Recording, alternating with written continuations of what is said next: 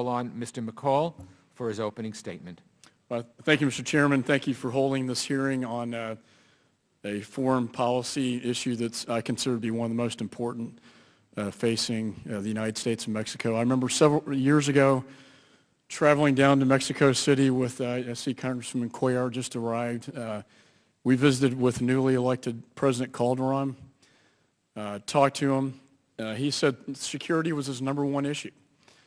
And he said that, but I need your help. And in a very bold way asked for military assistance from the United States. And I say that was bold for a Mexican president to be able to make that ask. I'm glad to say that we met that request by President Calderon, and we began the Merida Initiative. Since that visit, though, about 25,000 people have died in Mexico at the hands of the drug cartels.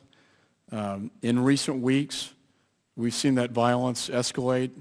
The U.S. Consular's office in Juarez being under attack, under siege, Nuevo Laredo. And this past week, as the chairman referenced, a car bomb in a sort of Afghanistan-Iraq style went off in Juarez, just south of the border from El Paso, Texas, my home state. Their expanding expertise reinforces the belief that the cartels are actively working with terrorist organizations. And it's crucial that the United States stand strong in its commitment to dismantle the drug trafficking organizations, and in doing so that we uphold our commitments to the President of Mexico as he aggressively attacks the drug trafficking networks. He does not take this lightly, nor do I. We all know how violent the situation is and how dangerous it is for the Mexican administration to be cracking down on these very dangerous elements that are exporting drugs into this country in violence.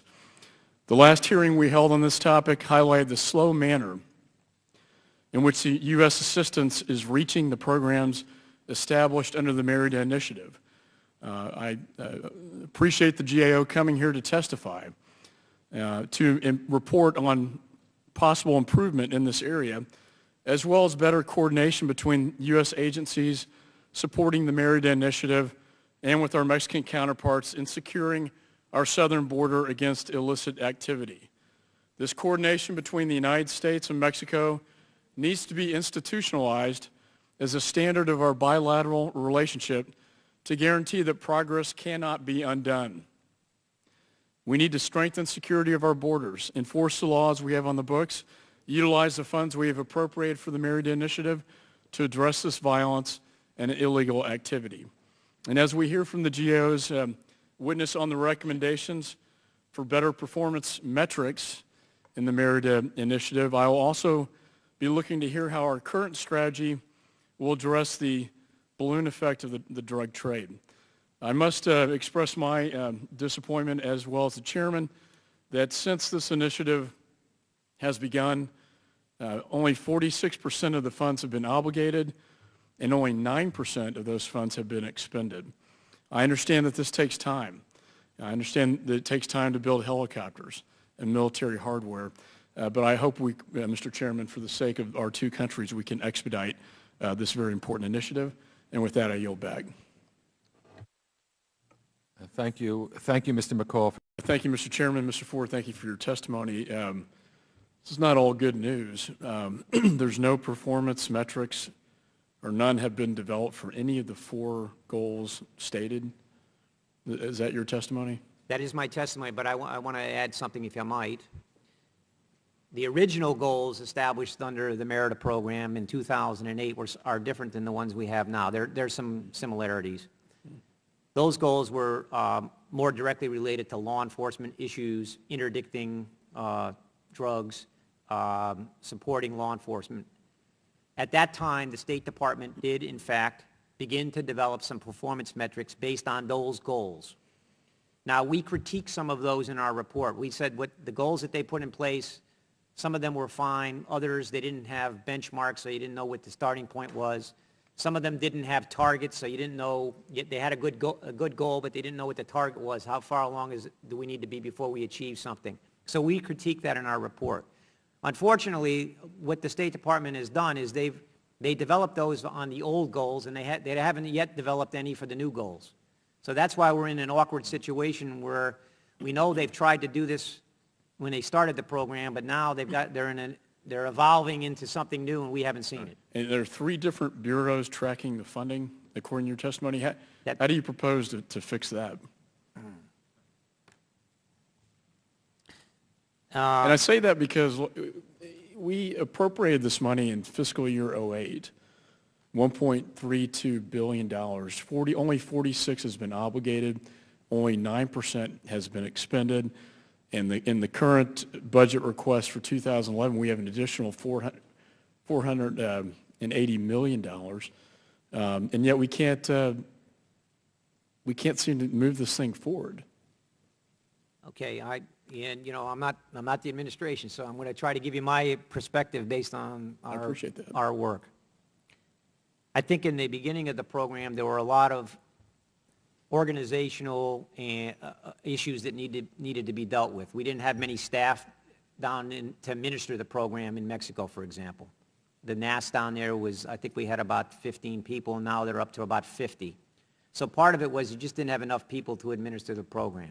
Then another problem was we needed to sign letters of agreement with the government of Mexico, which authorizes the exchange of the equipment based on certain laws and everything that have to be met in our government and in their government. For the last 2 letters of agreement, it took an inordinate amount of time for them to finalize them. The first time they did this, it was our understanding that it's because the 2 governments had not had a major program expansion like this, and it was just a case of both governments understanding the terminologies and what everybody had to do. And that kind of explained why there was a delay the first go-around. The second go-around, I can't explain why there were delays. But we know that the second letter of agreement was just signed in May, which obligated another $200-some-odd million. That agreement took several months. And we don't know the reason why that took as long as it did. And then you've got the issues related to procuring major pieces of equipment and how long it takes, like Black Hawk helicopters. You know, it takes 18 months or more. Can I ask you about that? I mean, we just can't afford to delay anymore. There's a crisis going on the border and in Mexico. And, you know, the helicopter issue is just one example. When we talk to the manufacturers, they say, sure, we can build them. But there is a delay, as you testified to, in the procurement process. What can we do to expedite that? I'm not sure for the big ticket items like the Black Hawks. It's not clear to me what can actually, they have to follow the procurement rules that are specified by DOD and by law. I don't have an answer for how they can more quickly acquire them. I do know the State Department attempted to finance, I think, 3 of the Black Hawk helicopters without going through the FMF process that DOD manages, and that their goal was to acquire those Black Hawk helicopters, 3 of them, I believe, more quickly than they could if they went through the FMF process. My time's running out, but I just want to end on this question. You know, there's been some reference to Colombia. How would you compare? You know, Plan Colombia actually eventually was a successful model. Are there lessons learned that we can take from what we did in Colombia to what's happening now in Mexico? Well, I believe, based on our work there, that I'm going to sort of mirror what Congressman Cuellar said. I think that we need to accept the fact that it takes a while for these things to turn around. The beginning years of Plan Colombia, we had a lot of the same sorts of problems that we're now talking about in Mexico. We had problems with getting the equipment down there on a timely basis. We had problems in being able to train the Colombian police and the Colombian military to use the equipment once we got it to them. We had problems with negotiating agreements with the Colombian government to ensure that human rights were going to be honored as we increased our security assistance down there.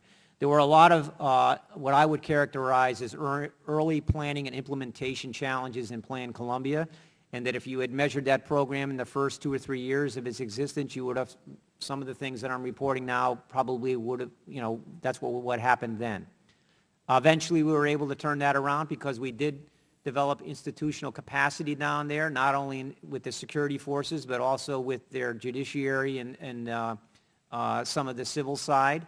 And that led to more successes, in terms of stabilizing that country. So I'm not saying that's a model, but I will say that I believe patience is needed if we're going to try to change the dynamic in Mexico in a manner that will reduce violence and lessen the threat to our border. Okay. Thank you.